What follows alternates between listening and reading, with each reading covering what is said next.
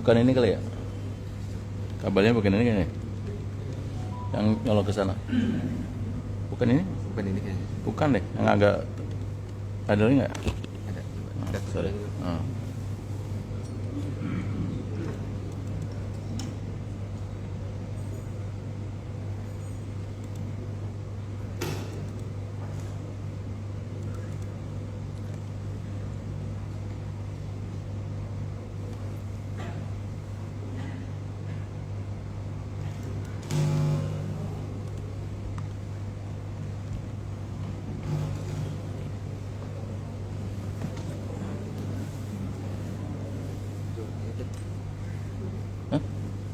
Yang ini? Play skornya kayaknya.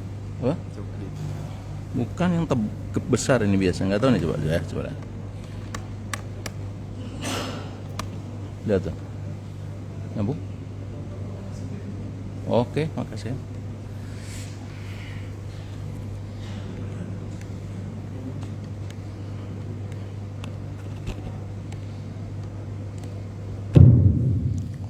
Bismillahirrahmanirrahim. Assalamualaikum warahmatullahi wabarakatuh.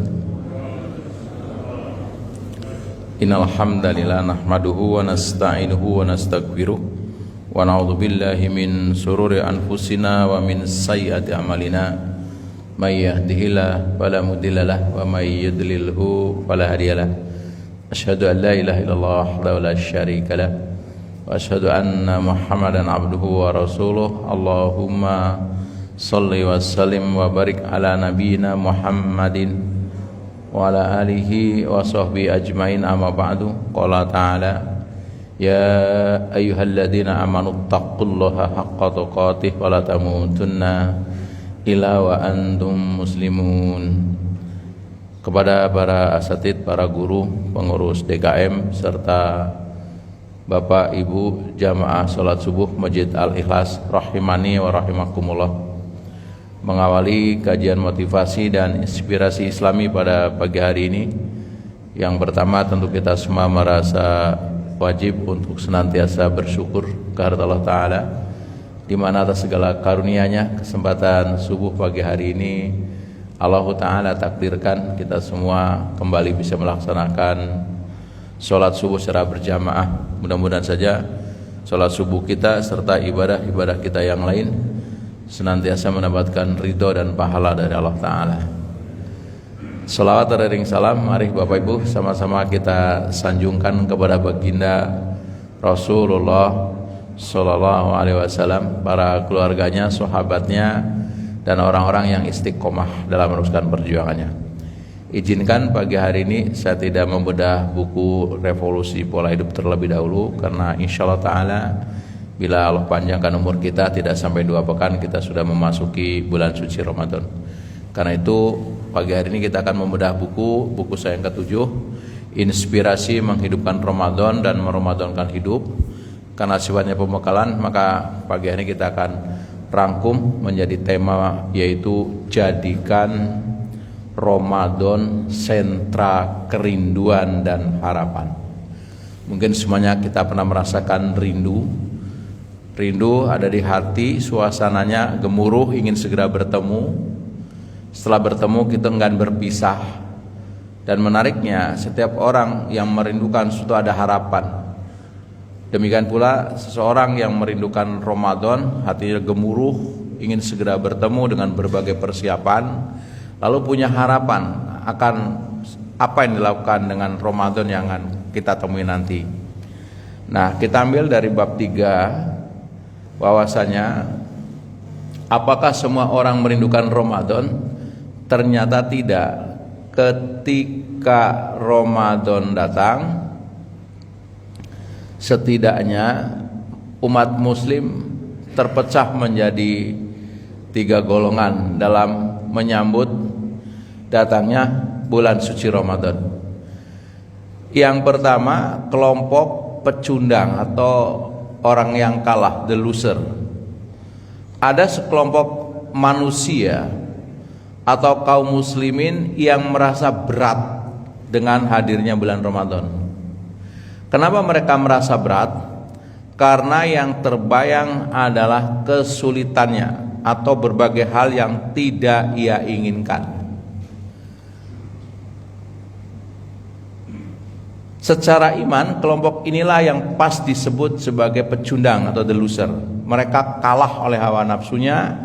Yang mereka taati bukan perintah Allah Subhanahu wa taala, tetapi perintah ego atau nafsunya. Ini yang kelompok pertama. Jadi terbayang kesulitannya. Cirinya apa? Kita sering dengar, kasih tahu besok Ramadan, sebentar lagi tiba, wah udah Ramadan lagi ya, padahal baru kemarin. Nah, dia nggak ada persiapan, untuk kaget. Nah, ya. Terbayang bagaimana nanti makannya, bagaimana nanti dagangnya, bagaimana, pokoknya intinya dia taat kepada egonya, yang dibayangkan hawa nafsunya. Betapa sulitnya Ramadan. Ini kelompok yang pertama. Ya, sedangkan Rasul sallallahu alaihi wasallam mengingatkan kepada kita, la yu'minu ahadukum hatta yakuna hawahu taba'an lima jitu bih. Tidaklah sempurna keimanan seorang hingga hawa nafsunya mengikuti apa yang aku bawa. Nah, nih. Mungkin kita insyaallah ta'ala jauh dari kelompok pertama yang merasa berat, yang sedih datang Ramadan. Tapi hati-hati, kita bisa jatuh di kelompok yang kedua. Siapa kelompok kedua? Kelompok dalam buku Saya Tipologi Manusia disebut kelompok statis, survival, kelompok pertengahan, kelompok kaum muslimin yang menganggap kedatangan Ramadan sebagai peristiwa biasa-biasa saja. Mereka memahami Ramadan adalah rutinitas tahunan seperti bulan-bulan lain. Artinya apa? Karena Ramadan dipahami tidak memiliki keistimewaan sama sekali, maka persiapan pun biasa-biasa. Filosofi yang dipakai, yang penting puasa. Kelompok pertengahan. Jadi filosofinya yang penting. Bisa bayangkan Bapak, kalau ada orang mengatakan yang penting sholat, kira-kira sholatnya berkualitas tidak? Yang penting ngaji, kira-kira ngajinya berkualitas tidak? Ini ada Ramadan, kelompok ini mengatakan yang penting puasa, kira-kira puasanya berkualitas tidak? Secara iman, Allah menyebut kelompok ini sebagai kelompok pertengahan. Memang sudah tidak salah secara perbuatan dan sikap di kelompok ini. Tetapi jika dikaitkan dengan tujuan utama puasa, maka pilihan kelompok ini masih jauh dari tuntutan. Sikap hati yang biasa-biasa sangat sulit diharapkan melahirkan orang yang bertakwa.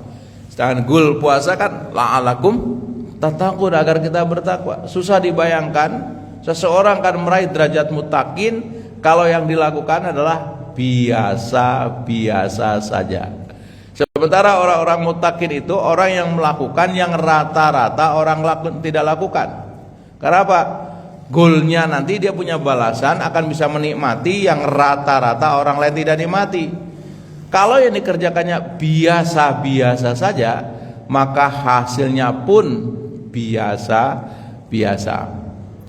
Allah mengingatkan kepada kita dalam sebuah ayat di Quran surat Al-Fatir ayat 32, summa awrasnal kitabal ladzina astafaina min ibadina faminhum zalimun li nafsi wa minhum muqtasidu wa minhum sabiqum bil khairati biidznillah dzalika huwal fadlul kabir.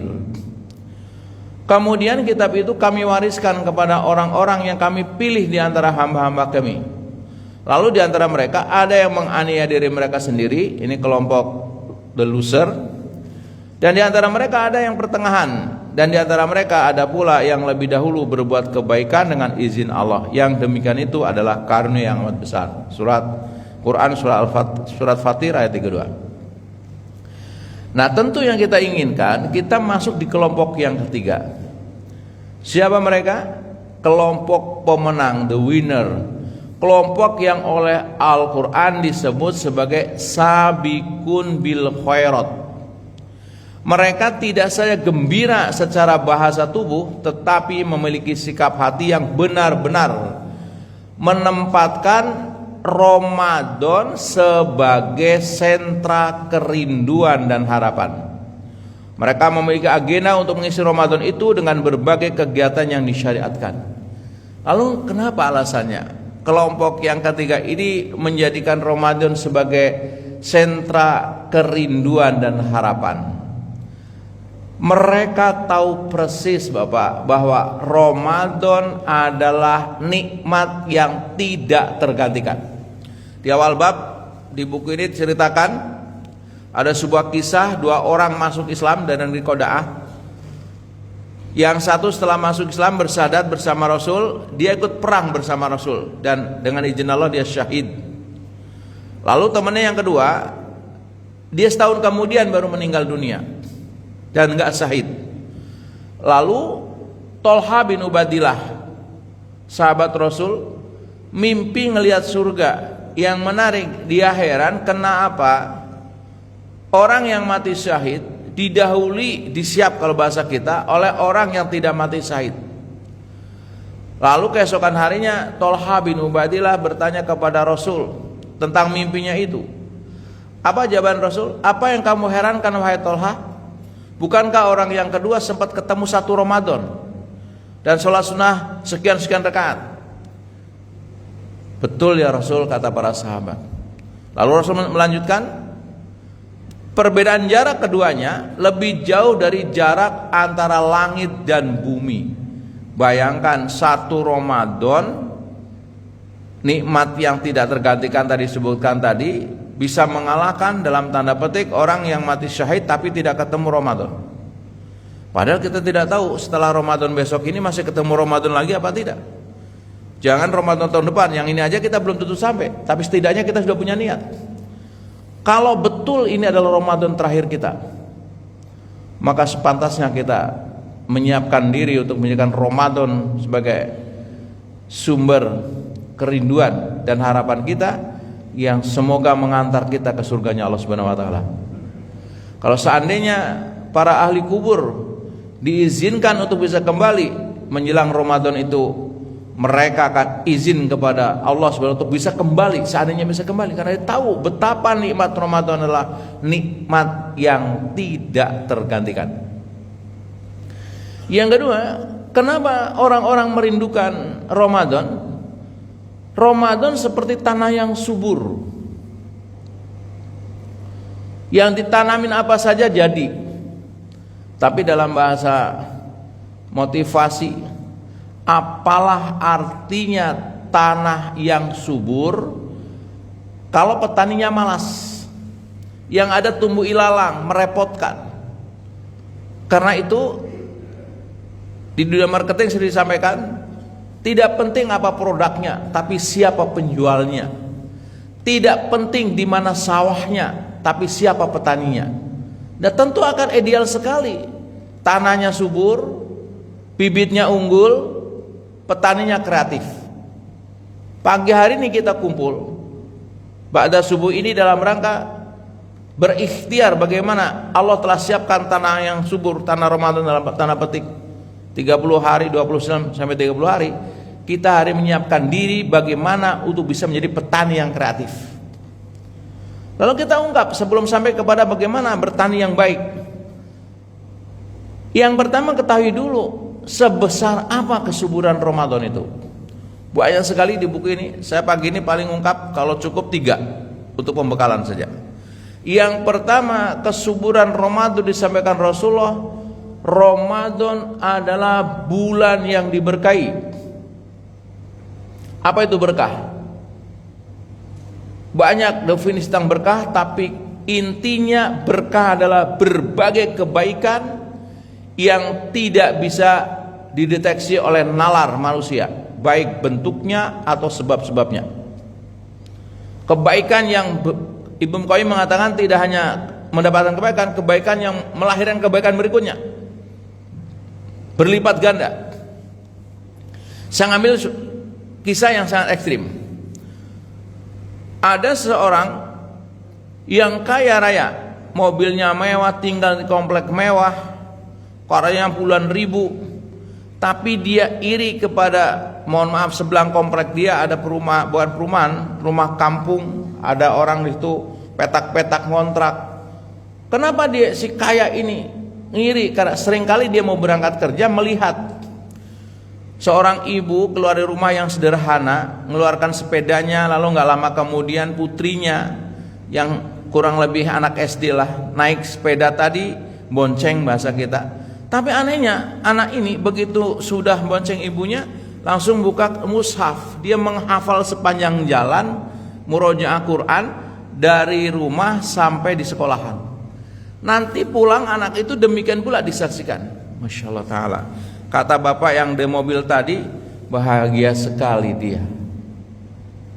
Nggak lama kemudian rombongan ibu-ibu datang dalam rangka ingin memberi bantuan karena ini kan bersebelahan gitu. Tambah kaget lagi, di rumah itu ada 4 anak yang semuanya sedang menghafal Quran. Anak pertama sudah hafal Quran dan suaminya punten, tidak merendahkan profesi. Hanya seorang kuli bangunan yang itu pun di lain tempat, sehingga seminggu sekali baru pulang, sepekan sekali pulang. Ketika ibu-ibu bertanya, Umi nggak pernah jalan-jalan keluar, untuk apa? Sudah cukup semuanya di rumah ini. Kok bisa? Apa nggak perlu beli sayur, beli ini? Alhamdulillah Allah gerakan hamba-hamba Allah yang soleh-solehah, kami dibantu. Terus dibuka kulkasnya oleh ibu-ibu yang datang iseng. Subhanallah, di kulkas ada buah, ada sayur. Anak-anaknya menarik, tidak sibuk main HP, mereka sibuk murojaah. Anak yang pertama terima setor, adiknya yang paling kecil, tengah-tengahnya saling setoran. Masya Allah Ta'ala, berkah.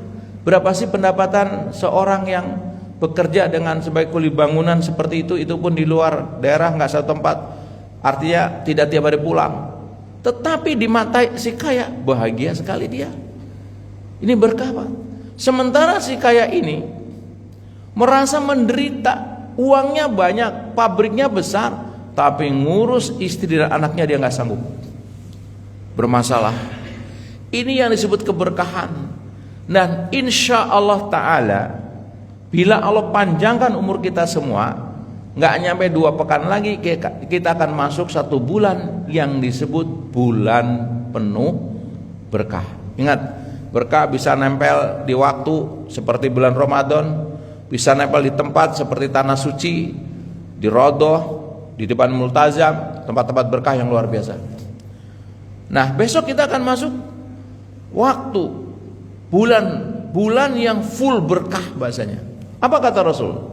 Atakum Ramadan syahrul mubarak, halaman 46. Fardallahu azza wa jalla alaikum siyama tuftahu fihi abwabus sama wa tuhlaku fi ababul jahim wa tughallu fi marudatus syayatin lillahi fi lailatun khairum min alfi syahr man hurima khairuha faqad hurima. Kalau diterjemahkan kurang lebih, telah datang kepadamu bulan Ramadan, bulan yang diberkahi. Allah merintahkan berpuasa di dalamnya. Pada bulan itu dibukakan segala pintu surga. Tuftahu fihi ababus sama. Kalau dalam letter bahasanya dibuka pintu-pintu langit. Silakan melangit, berdoa. Karena doanya orang puasa siang pun dikabul, dari mulai sayur sampai buka makbul, saking suburnya. Dikunci segala pintu neraka dan dibelenggu setan-setan. Di dalamnya ada 1 malam yang lebih baik dari 1000 bulan. Bagaimana enggak suburnya? 1 malam lebih baik dari 1000 bulan, kurang lebih 84 tahun. Inilah rahmat yang tidak dimiliki oleh umat lain. Umatnya Nabi Muhammad umurnya pendek, tapi kebaikannya bisa berlipat-lipat. Nah, kalau semalam aja bisa sama dengan 1000 bulan, nah itu hanya ada di bulan Ramadan. Kita ngelewatin berapa Ramadan coba? Kalikan saja kalau malam itu kita betul-betul mendapatkan Lailatul Qadar. Masalahnya memperjuangkan tidak. Kalau kita kelompok biasa-biasa saja, apalagi kelompok yang pertama yang berat terhadap Ramadan, ya jauh dari itu. Siapa yang terhalangi untuk mendapatkan kebaikannya, maka sungguh ia telah dihalangi, benar-benar tidak mendapatkannya. Artinya celakalah orang, ada promo yang begitu hebat, ada tanah yang begitu subur, dia tidak mendapatkan apa-apa. Celaka dia. Celaka dia. Ini ngeri. Ini yang pertama.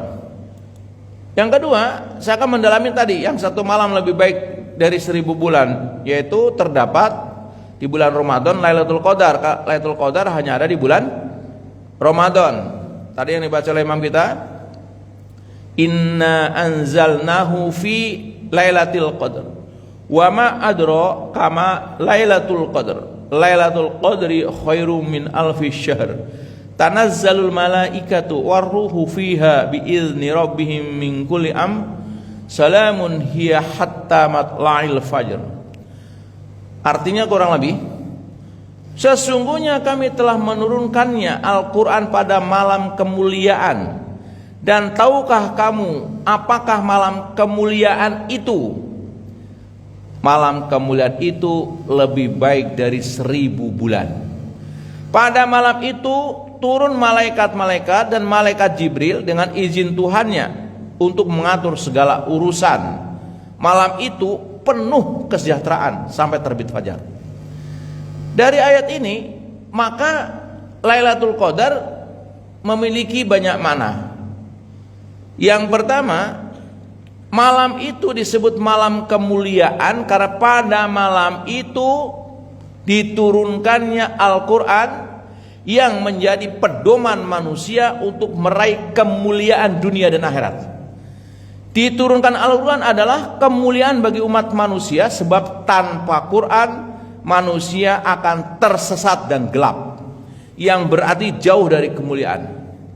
Perhatikan sekarang dengan baik, dengan hati lapang, bukan dalam kebencian. Biar kita merenung betapa bersyukurnya kita lahir menjadi muslim, betapa bersyukurnya kita ada iman, mengimani Quran sebagai petunjuk kita. Lihat, Barat, kaum kapitalis telah gagal merumuskan kehidupan. Apa yang mereka banggakan? Seakan-akan kalau mereka memiliki kapital, memiliki materi yang banyak pasti bahagia. Kalau dengan itu maka Adolf Merkel, orang terkaya di Jerman atau salah satu orang terkaya di Jerman, gak mati bunuh diri. Dia punya karyawan puluhan ribu, saya baca. Bisnisnya dari mulai pharmaceutical, properti, mati bunuh diri, Pak. Itu apa dia? Mengejar harta akhirnya bunuh diri. Kalau dengan jabatan yang diagung-agungkan oleh sebagian orang membuat orang mulia dan bahagia, maka Vargas, presiden Brazil, nggak akan menembakkan pistolnya ke jantungnya, mati bunuh diri. Kalau dengan 3 sekaligus dimiliki satu orang, kaya, cantik, terkenal, membuat mulia dan bahagia, Marilyn Monroe nggak mati bunuh diri. Lihat sekarang, berapa banyak orang-orang yang telah gagal memahami bahwa kemuliaan tidak bisa diraih dengan kecuali petunjuk dari Allah, Al-Quran. Kalau dengan bisa memotivasi, menginspirasi banyak orang, bahkan menjadi penasihat presiden sampai 4 kali presiden, itu membuat dia mulia dan bahagia, Dale Carnegie nggak mati bunuh diri. Ini konsep selain Quran telah gagal membimbing kita. Sehingga pastikan bahwa manusia tanpa petunjuk Quran tidak bisa meraih kemuliaan. Itu kenapa malam Lailatul Qadar disebut malam kemuliaan, karena malam itu diturunkannya Al-Quran. Allah sampaikan, syahru Ramadan alladzi unzila fihil Qur'anu hudal linnasi wa bayyinatin minal huda wal furqan. Beberapa hari yang ditentukan itu ialah bulan Ramadan, bulan yang di dalamnya diturunkan permulaan Al-Quran sebagai petunjuk bagi manusia dan penjelasan-penjelasan mengenai petunjuk itu dan pembeda antara yang hak dan batil. Sepakat seluruh ulama, Quran turun di bulan Ramadan. Yang menjadi perselisihan, perbedaan pendapat tanggalnya. Tidak semua sepakat bahwa Quran turun tanggal 17 Ramadan, tapi yang pasti Quran turun di bulan Ramadan. Itu sebabnya malam Lailatul Qadar disebut malam kemuliaan. Salah satunya adalah malam itu diturunkannya Al-Quran. Yang kedua, ini mana yang pertama? Lailatul Qadar disebut malam kemuliaan. Yang kedua, Lailatul Qadar juga disebut malam yang penuh sesak. Sebab di malam itu di dunia dipenuhi malaikat yang ingin mengamati berbagai kebaikan yang dilakukan oleh manusia dan untuk mengatur berbagai urusan. Nilai kebaikan pada malam itu dinaikkan hingga melebihi 1000 bulan. Tadi sudah disampaikan, tanazzalul malaikatu warruhu fiha bi'idni rabbihim min kulli amr. Pada malam itu malaikat-malaikat turun dipimpin oleh malaikat Jibril untuk melihat kegiatan kita dalam tanda petik, membantu urusan kita dan sebagainya. Kenapa disebut malam penuh sesak? Saking banyaknya malaikat. Sebagai gambaran, kalau kita umroh atau haji, sekali kita umroh bisa berapa kali tawaf asal Bapak mau. Mau sholat tawaf dulu 7 kali, tawaf lagi asal mau, asal kuat. Lurus dengan Ka'bah kita, di langit ada namanya Baitul Ma'mur, tempat tawafnya para malaikat. Digambarkan malaikat sekali tawaf 7 putaran sampai kiamat gak bisa tawaf lagi karena ngantri. Nah, malaikat yang sebanyak itu turun. Sayangnya ketika malaikat turun membantu urusan kita, kita sedang tidur, kita sedang melakukan hal yang sia-sia. Ini yang perlu dibangun. Kita akan memasuki tanah yang subur Ramadan, persiapan kita dengan segala kemampuan kita. Nanti akan bicarakan apa aja persiapannya. Yang ketiga, Lailatul Qadar disebut malam penentuan, di mana Allah menentukan segala urusan. Ada seorang musafir ahli tafsir menyampaikan bahwasanya malam Lailatul Qadar itu malam penentuan takdir kita setahun yang akan datang. Kita sama-sama pernah belajar di buku Revolusi Pola Hidup, takdir ada 3, awal mulanya 2, tapi dikembangkan menjadi 3. Yang pertama takdir Bubrom, takdir yang nggak bisa dirubah. Matahari terbit dari timur, kita terlahir dari ibu kita, nggak bisa dirubah itu. Yang kedua ada takdir yang nggak bisa dihindari, tapi bisa dikelola. Contoh sakit, ketika orang kena sakit nggak bisa dihindari, sakit-sakit aja. Tapi kabar baiknya, sakit bisa dikelola. Musibah diubah menjadi rahmah. Caranya gimana? Terima sakit dengan ridho. Dengan nerima sakit dengan ridho, maka sakit menggugurkan dosa kita, rahmah. Dengan sakit doa kita makbul, rahmah. Itu berarti takdir yang kedua, takdir yang nggak bisa dihindari tapi bisa dikelola. Yang ketiga, takdir mu'allaq, takdir yang sifatnya mutlak, dalam tanda petik pilihan kita. Kaya takdir, miskin takdir, kita diberi pilihan untuk bisa menjadi kaya dengan sebab-sebab tertentu. Nah, salah satu yang bisa mengubah takdir, doa, sedekah. Mungkin seorang dikodok, ada hal-hal yang tidak diinginkan, tapi dengan sedekah bisa terhindari. Dan salah satu lagi adalah malam Lailatul Qadar. Kalau begitu, apa yang harus kita siapkan? Yang harus kita siapkan adalah menyiapkan proposal terbaik kepada Allah Subhanahu wa taala. Bukankah Rasul sudah mengajarkan kita selama Ramadan, khususnya di 10 hari terakhir, kita suruh mohon kepada Allah, Allahumma innaka afuwun tuhibbul afa fa'fu anna. Allahumma inna nas'aluka ridhoka wal jannah wa na'udzubika min sakhatika wan nar. Ini proposal terindah. Kita bisa mohon rumah tangga kita agar semakin sakinah. Kita bisa mohon agar anak kita semakin soleh soleha. Kita ingin mohon kepada Allah berkah yang sampai rezeki sampai kita semakin berkah dan lain sebagainya. Pendek kata, mengapa kita tidak bahagia? Mengapa Ramadan tidak menjadi sentra kerinduan dan harapan kita? Kalau kita banyak harapan yang disampaikan kepada Allah, dan hari itu dibuka promosi besar-besaran oleh Allah Subhanahu wa taala dalam tanda petik. Artinya apa? Bila di antara manusia hari sedang banyak masalah luar biasa, bergembiralah, sebentar lagi kita masuk bulan suci Ramadan. Sampaikan permasalahan kita kepada Allah agar takdir kita berubah. Kepada hari ini dililit hutang, masalah rumah tangga yang gak kunjung selesai, bergembiralah, sebentar lagi kita masuk bulan suci Ramadan. Ini kesuburan yang kedua. Yang lain, puasa akan memberi syafaat, akan menolong kita di akhirat.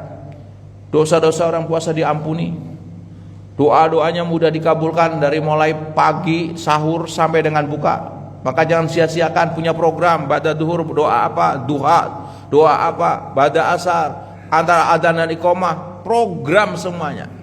Ini orang yang tidak biasa-biasa saja, melakukan yang rata-rata orang tidak lakukan. Yang biasa-biasa ya biasa, nggak ada ngefek. Mau Ramadan nggak, tidak, habis sholat pergi, tidak memprogram, saya akan berdoa ini, saya akan mohon apa kepada Allah. Kemudian apa?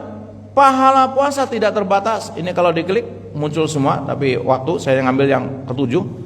Dan yang ketujuh adalah soal status orang yang insya Allah puasa Ramadan diterima dengan baik, menjadi orang yang bertakwa. Lalu pertanyaannya apa? Apa untungnya kalau kita jadi muttaqin? Apa untungnya? Mari kita lihat. Pertama ayatnya Allah berfirman, ya ayyuhalladzina amanu kutiba alaikumusyamu kama kutiba alal ladzina min qablikum la'allakum tattaqun. Hai orang-orang yang beriman, diwajibkan atas kamu berpuasa sebagaimana diwajibkan atas orang-orang sebelum kamu agar kamu bertakwa. Terus kalau bertakwa apa? Katanya tanah yang subur. Sebagian orang terdahulu menjadikan Ramadan sentra kehidupan. Kenapa? Kenapa dinanti? Ini yang dinanti. Sebab dengan takwa, ternyata dengan takwa kita bisa meraih sukses tanpa batas. Maka di buku ini judul yang ditulis, inspirasi menghidupkan Ramadan dan meramadankan hidup, karena nanti ada lanjutannya setelah Ramadan. Menggugah, mengubah menuju sukses tanpa batas. Di buku saya yang pertama, Rahasia Sukses Tanpa Batas. Apa ini maksud sukses tanpa batas? Pertama, sukses tidak dibatasi oleh materi. Seperti tadi yang kisah antara si kaya dengan yang miskin. Ternyata orang kaya ngiri orang miskin karena dia sukses mendidik anaknya. Dia bahagia dengan anak-anak orang soleh-soleh. Tidak dibatasi oleh materi. Jangan salah. Nggak usah kecil hati kita. Yang kedua, sukses harus dunia dan akhirat. Sebab kalau hanya sukses dunia, di akhirat tidak, terbatas. Sukses ada 4, Pak. Pertama, orang yang sukses dunia dan akhirat, seperti doa kita, Robbana atina fid dunya hasanah wa fil akhirati hasanah wa qina adzabannar. Kita disuruh sukses dunia akhirat, suruh minta. Yang kedua, sukses di dunia, sengsara di akhirat. Ini kaum-kaum pencinta dunia, sukses dunianya bisa untuk 7 turunan, tapi apa artinya itu kalau di akhirat celaka? Hartanya banyak tapi di akhirat celaka, padahal di dunia itu sebentar sekali. Yang ketiga, sengsara di dunia, sukses di akhirat.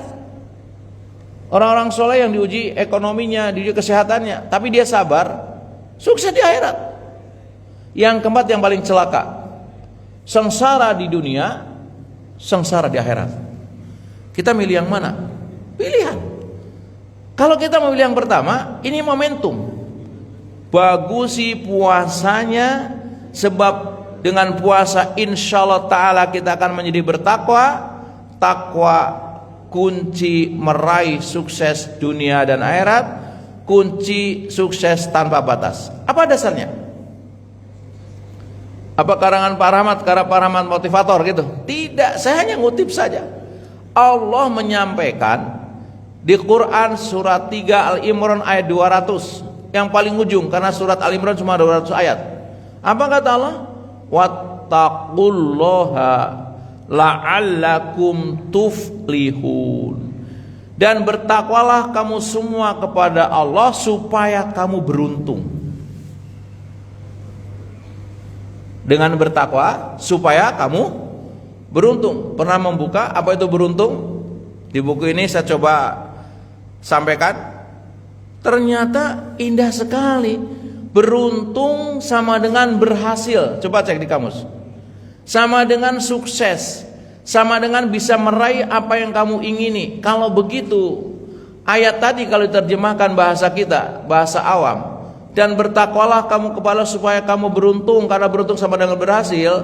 Dan bertakwalah kepada supaya kamu berhasil, karena beruntung berhasil sama dengan sukses. Dan bertakwalah kamu kepada supaya sukses, karena sukses bisa meraih apa yang kamu ingini. Maknanya berarti, dan bertakwalah kepada Allah supaya kamu bisa meraih apa yang kamu ingini. Berhasil meraih apa yang diingini dalam bidang apa? Bidang apa saja yang kamu ingini, dunia sampai akhirat. Oke, lalu bertanya, apa sih yang diingin manusia? Ini saya tidak tahu jumlahnya berapa, mungkin 150 orang yang hadir di sini. Kelihatannya beda-beda, tidak. Keinginan kita secara fitrah sama. Mari kita cek, apa yang diingin kita? Insya Allah kita sepakat yang diingin kita sebagai seorang mukmin, amal ibadah kita diterima oleh Allah Subhanahu wa ta'ala. Kan sia-sia dong kalau kita ibadah diterima. Dan kunci agar ibadah kita diterima bertakwa. Quran surat Al-Maidah ayat 27. Yang punya bukunya bisa dilihat. Ini. Yang kedua, apa yang diingin manusia? Ingin ilmunya banyak dan bermanfaat. Karena untuk sukses dunia perlu ilmu, untuk akhirat perlu ilmu, untuk sukses dunia akhirat perlu ilmu. Dan kabar baiknya hanya orang bertakwa yang dikasih ilmu luar biasa. Al-Baqarah 282. Wattaqullaha wa yu'allimukumullah wallahu bikulli syai'in alim. Dan bertakwalah kamu semua kepada Allah, maka Allah akan mengajari kamu ilmu. Maka tidak heran kalau 90% penemuan ilmiah itu seorang muslim penemunya. Di buku saya yang Rahasia Tanah Bapak tadi diungkap itu. Saya pernah ditanya oleh seorang mahasiswa di Brussels waktu itu, ketika kami safar ke Eropa. Dia tanya, betul nggak kalau orang bertakwa itu dikasih ilmu? Betul, saya bilang. Apa katanya? Kalau gitu laptop yang Pak Ustadz pakai buatan siapa? HP yang Pak Ustadz pakai buatan siapa? Sempat kaget juga saya. Tapi kemudian kebetulan saya dulu pernah kuliah diplomanya di komputer, sedikit tahu. Terus saya balik, kamu jurusan apa? Matematika katanya, S2. Kalau gitu nyambung, saya bilang. Komputer hebat karena apanya? Softwarenya apa hardwarenya? Softwarenya, berarti programnya. Iya, Anda tahu bagaimana membuat program. Kalau yang kuliah di IT tahu lah itu. Tahu, kata dia bilang. Iya, program komputer nggak bisa dibuat kecuali angka biner, yaitu angka 0, angka 1. Kamu tahu siapa penemu angka 0? Siapa penemu matematika termasuk angka 1? Muhammad Al-Khwarizmi, seorang muslim. Makanya Bill Gates mengatakan, kalau kita harus berterima kasih bukan kepada penemuan program ini, tapi berterima kasih kepada Al-Khwarizmi yang menemukan angka 0 dan angka 1, sehingga dengan itu dibuat program komputer. Jangan bayangkan itu. Kalau kita di Indonesia ditanya siapa di buku-buku pelajaran anak SD dan SMP, siapa penemu benua Nusantara? Vasco da Gama katanya.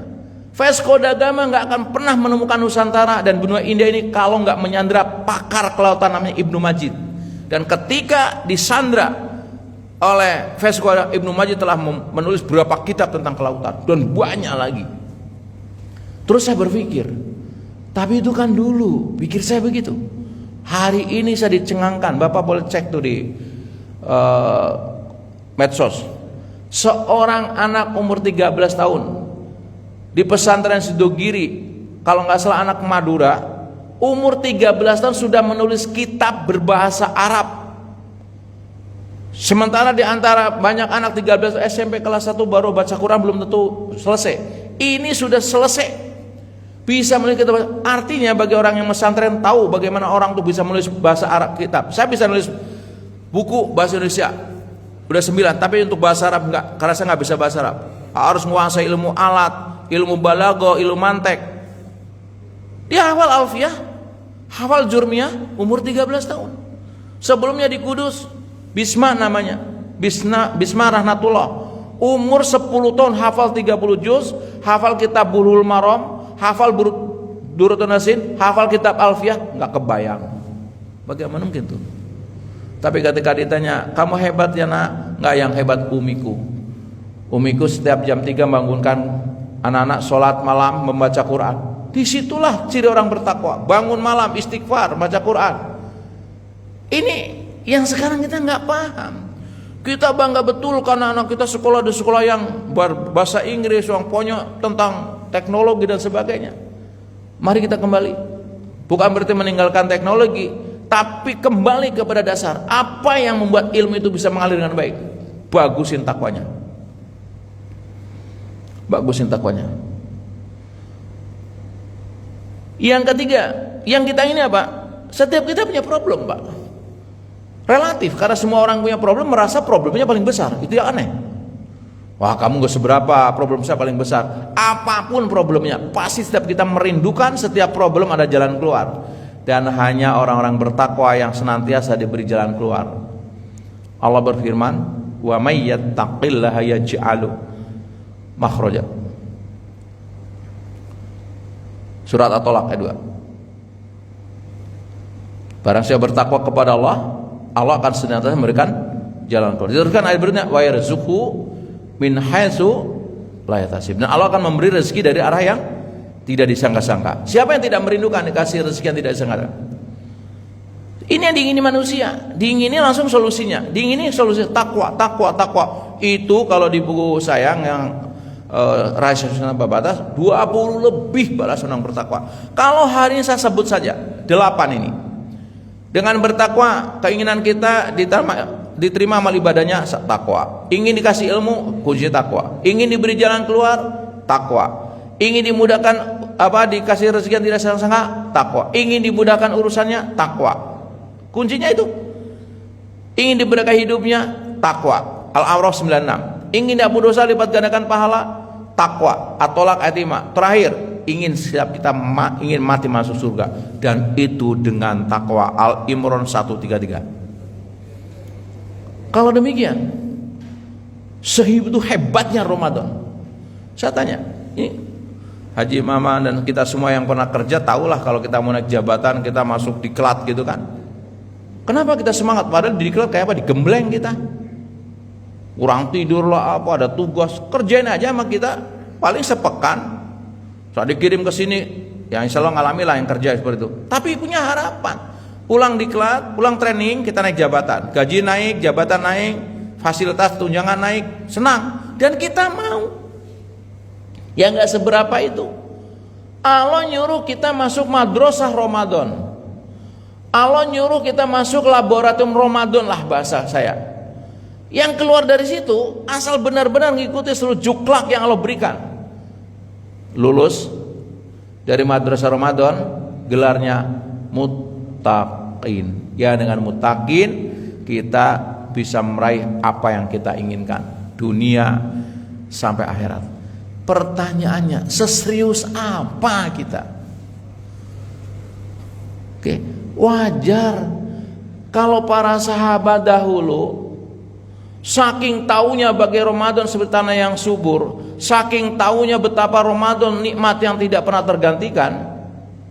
6 bulan Pak sebelum Ramadan udah berdoa Pak. Kanu yad'unallaha sittata ashhurin ayuballighuhum syahr Ramadan. Dahulu mereka para sahabat berdoa kepada Allah selama 6 bulan agar mereka disampaikan bulan Ramadan. Nah, kita kaget. Udah Ramadan lagi ya, padahal baru kemarin. Ini baru rindu. Kaget. 6 bulan, Pak. Ya kita lumayanlah di Syaban, karena Syaban ini kan kalau Ibnu Qayyim Ibnu Rajab mengatakan muqaddimahnya Ramadan, maka di bulan Syaban ini Rasul banyak puasa. Muqaddimahnya kalau Ibnu Qayyim mengatakan kalau Ramadan ibaratnya sholat fardu, maka di Syaban ini kita qobliyahnya. Lumayan, maka banyak doa kan. Di antara doa yang ada di Indonesia pada umumnya, Allahumma barik lana fi Rajab wa Sya'ban. Berarti 2 bulan kan, berarti Rajab udah mulai berdoa itu kan. Wa balikna Ramadan. Tapi saya telusuri ada yang sangat populer, banyak di antara sahabat yang berdoa Allahumma salimna ila Ramadan wa salim lana Ramadan wa tasalamhu minna mutaqabbalan. Mana yang lebih baik? Baik asal berdoa. Yang enggak baik yang enggak berdoa, karena berarti dia tidak merindukan, tidak menjadikan Ramadan sebagai sentra kerinduan. Kalau ayat hadis ini kan, ya Allah sampaikan aku dengan selamat kepada bulan Ramadan, sampaikan Ramadan kepadaku juga, dan terimalah amal-amalku di bulan Ramadan. Nah, pertanyaannya, kita sudah tahu kenapa di antara manusia ada yang menjadikan Ramadan sentra kerinduan dan harapan, karena Ramadan nikmat yang tidak tergantikan. Ramadan seperti tanah yang subur, yang goalnya kita memiliki kunci yang luar biasa. Nah, terus persiapan apa yang kita lakukan? Ya, kalau ditanya, kenapa seorang atlet gagal meraih medali emas? Kenapa seorang petani gagal panen raya? Kenapa seorang pembicara gagal bicara depan publik? Satu, kurang persiapan. Bapak bisa bayangkan, Bapak mau ikut lomba maraton, begitu hari H, terus tertatih-tatih Bapak ditanya, kenapa lomba? Tertinggal jauh dari teman-temannya. Maklumlah baru pertama. Kira-kira menang apa kalah? Sama dengan sebagian kita, masuk Ramadan hari pertama tidur mulu. Pak, bukannya baca Quran Ramadan. Maklumlah puasa pertama. Berarti sebelumnya nggak ada persiapan. Besoknya di kantor ngantuk, tidur mulu. Pak, kerja Pak. Maklumlah Ramadan pertama. Enggak, berarti nggak latihan. Nggak latihan 10 hari buat adaptasi, 10 kedua buat persiapan lebaran, 10 ketiga pulang kampung. Kapan Ramadannya? Makanya target Ramadan seperti memang diadakan sebelum Ramadan. Begitu Ramadan kita kenceng kita. Hari pertama malam besok, sekarang tarawih, malam ini start kita. Bangun malam baca Quran. Ini Ramadan. Ini tanah yang subur. Harus jadi petani kreatif, bibitnya yang unggul dong, tanam yang banyak kan gitu. Nah, ada 5 langkah untuk merebut kemuliaan, keutamaan atau apalah tanah yang subur Ramadan. Yang pertama, mujahadah. Sungguh-sungguh. Apa itu sungguh-sungguh? Berjuang bersungguh-sungguh untuk bisa meraih kemuliaan Ramadan. Dengan apa? Dengan bahasa saya 5 siap. Yang pertama, al-i'dad al-fikr. Siap ilmu. Hari ini kita lagi pembekalan siap ilmu. Oh, motivasinya dari saya karena bidang saya motivasi. Nanti Bapak akan undang lagi Ustadz ahli fikih tentang Ramadan. Terus diundang ilmu. Kalau di buku ini ada juga fikihnya tapi ya ringkas. Jadi bekali dulu dong. Jangan setiap Ramadan pertanyaan sama. Pak, sikat gigi membatalkan tidak? Itu udah 10 Ramadan. Ciri-ciri itu nggak dibuka lagi kan? Terus saya tanyanya gitu, boleh nggak sahur Pak? Udah tahu sahur itu sunnah mulia gitu ya. Dan macam-macam. Siap ilmu. Hari ini dari saya membakar semangat karena motivasinya. Tambah ilmu fikihnya, ilmu apa? Untuk sukses dunia dengan ilmu, akhirat dengan ilmu. Ini kalau diklik banyak sekali tapi waktu. Yang kedua, al-i'dad ar-ruh, siap hati. Ingat, Ramadan tidak hanya menahan lapar dan haus. Kita dilatih selama Ramadan menahan marah, memaafkan, sabar. Kalau ada orang aja berantem suruh mengatakan maaf sedang puasa. Artinya apa? Persiapkan dari sekarang hati kita dengan banyak istighfar, mohon ampun. Bahwa kita akan memasuki bulan yang luar biasa. Bimbing ya Allah agar saya semakin sabar di Ramadan, semakin mudah memaafkan, semakin bisa menahan marah. Jelas programnya. Al-i'dad ar-ruh, siap hati. Yang ketiga, al-i'dad al-jasad, siap fisik Pak. Punten ya Pak ya, yang ada gangguan lambung, obati mumpung belum Ramadan. Nanti Ramadan tidur aja megangin perut. Kenapa? Kumat mahnya. Kemarin kan diobatin dulu atuh. Yang darah rendah tidur mulu. Tuh obati sekarang. Biar gagah di Ramadan tuh baca Quran, zikir, kajian, apa tarawih. Ingat, malamnya kita begadang, siang kerja. Yang biasa bekam-bekam nih masih ada berapa hari. Yang suka vitamin-vitamin, yang biasa ke dokter lah, minta dibantu. Siap fisik Pak, mau lomba Pak. Masa kelompok biasa-biasa aja, kalau ketemu Ramadan lagi kalau enggak wassalam kita. Fisik didandanin semua, olahraga dikit gitu ya, makan yang teratur dan sebagainya. Mulai yang belum biasa puasa ini kurang berapa hari, biar nanti di Ramadan enggak latihan lagi. Yang enggak biasa bangun malam, tahajud. Yang enggak biasa baca Quran, ambil mushaf segera baca. Uji coba nih, 1 hari yang enggak bisa satu juz. Biar Ramadan hari pertama itu udah kenceng. Ini hari pertama orang lain udah 10 juz, kita belum megang Quran. Maklumlah hari pertama, maklumlah hari kedua masih adaptasi. Ciri-ciri ini nggak siap ya. Yang keempat, al-i'dad Al-mal, siap harta, bukan sibuk nyari harta di Ramadan. Sekarang bekal untuk 1 bulan, untuk sedekah, untuk memberi buka orang. Sekarang, maka nggak heran karena orang tua kita dulu menjelang Ramadan udah kayu dibuat, dipotong-potong untuk api kan, udah ngiling padi, karena biar Ramadan benar-benar bertempur gitu kan. Siap. Yang kelima, al-i'dad al-amal, siap action, mau ngapain. Nah, siap action saya kasih di sini. Muahadah, berjanji dengan sungguh-sungguh membuat target untuk bisa meraih kemuliaan Ramadan. Percuma pembekalan kalau Bapak nggak ada target. Percuma kita ngomong sama bos kita, bos tahun ini kita naik target kita 20%. Pasti bos akan tanya, apa yang kamu lakukan sehingga pantas omset kita naik 20%? Ya, tentu akan disampaikan. Oke, produk diperbagusi, buka agen, rekrut sales misalkan. Nah, kita akan menggarap Ramadan dengan segala persiapannya. Apa target Bapak?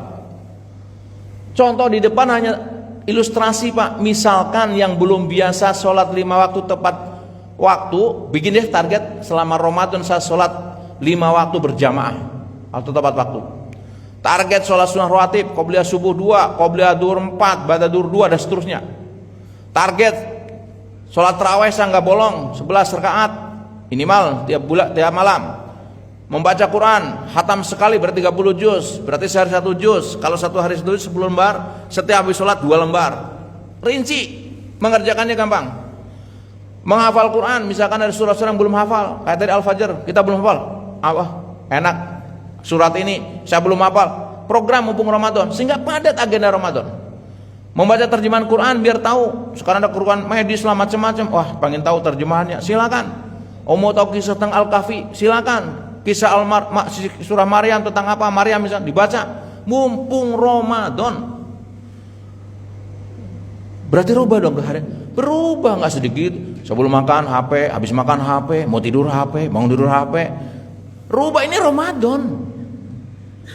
Tapi kan saya baca Quran pakai HP, saya kok ragu. Nanti Bapak lagi baca Quran pakai HP, ini ceritanya ada WA, buka WA dulu, ketinggalan, udah lihat itu buka HP jawab dulu, sudahlah. Menurut saya lebih afdol, menurut saya walau alam ya, kalau Bapak mungkin IT minded misalkan, kalau saya lebih suka baca kayak mushaf aja lah, dah Quran tahu biar enak, terus syukur ada terjemahannya, nggak terganggu. Coba Bapak pakai yang ada itu, pakai HP bunyi terus dibuka, tanya Pak habis ini kemana Pak, kalau ibu-ibu Pak Bu buka pakai apa, nggak penting. Ya, hati-hati, penting mendesak. Berzikir minimal yang tiada biasa berzikir di luar Ramadan, subhanallah, alhamdulillah, wala ilaha illallah, wallahu akbar 100 kali, sholawat 10 kali pagi sore dan sebagainya. Oke, itu cukup ya. Kemudian yang ketiga, muaqabah, memberi sanksi. Tadi Bapak kan janji kalau sehari membaca Quran 1 juz misalkan, kalau hari itu ada kondisi tertentu Bapak nggak selesai, besok menjadi 2 juz. Kalau hari ini Bapak zikir 1000 kali istighfar karena kelupaan atau ada urusan, besok 2000. Jangan sampai nggak diganti, nggak bakal selesai targetnya. Tapi jangan juga dikumpulin, nanti aja deh di akhir Ramadan 30 juz, wah tambah nggak itu, cicil. Oke, ini muaqabah. Jadi ada sanksi kepada diri sendiri. Terus muraqabah, yang merasa diawasi selama kita melakukan itu. Jangan lupa muhasabah. Kalau mau tidur, introspeksi program apa yang sudah dijanjikan, mana yang jalan, mana yang tidak, terus apa yang diperbaiki untuk hari esok. Demikian, mudah-mudahan kita semua sampai di bulan Ramadan dengan selamat, dalam keadaan sehat, penuh semangat. Karena itu saya menyampaikan selamat datang di Bandara Sya'ban. Kita akan terbang dengan pesawat Ramadan Air dengan nomor penerbangan 1447 Hijriah dengan tujuan Idul Fitri. Kita akan terbang dengan ketinggian 29 sampai 30 hari di atas permukaan lapar dan haus. Setiap penumpang diwajibkan memasang sabuk puasa, waspada terhadap cuaca hawa nafsu yang cukup kencang anginnya gitu ya. Oke, baik. saya akan membacakan doa, izin Bapak aminkan sebagai doa kita bersama. Allahumma sholli ala sayyidina Muhammad wa ala alihi wa sahbihi ajmain. Alhamdulillahi rabbil alamin. Allahumma ighfir lana wa li walidayna warhamhuma kama rabbana shaghira. Allahumma sallimna ila Ramadan wa sallim lana Ramadan wa tasallamhu minna mutaqabbalan. Wahai Allah, sampaikan kami semua yang hadir di sini ya Allah kepada bulan Ramadan.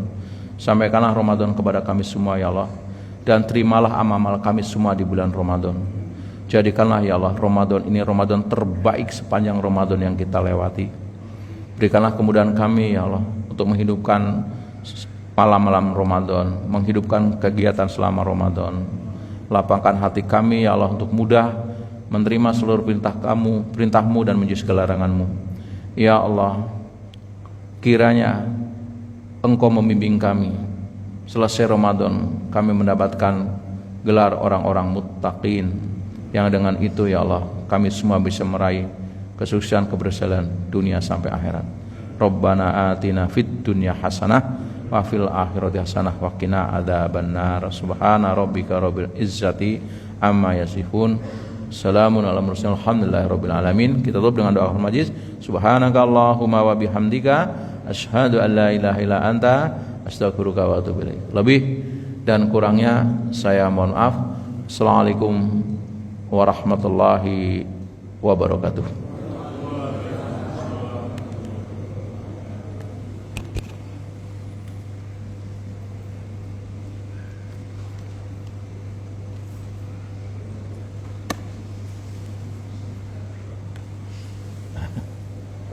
Terima kasih Pak Haji. Oh, khidmatin ya. Pak, makasih. Pak, silakan.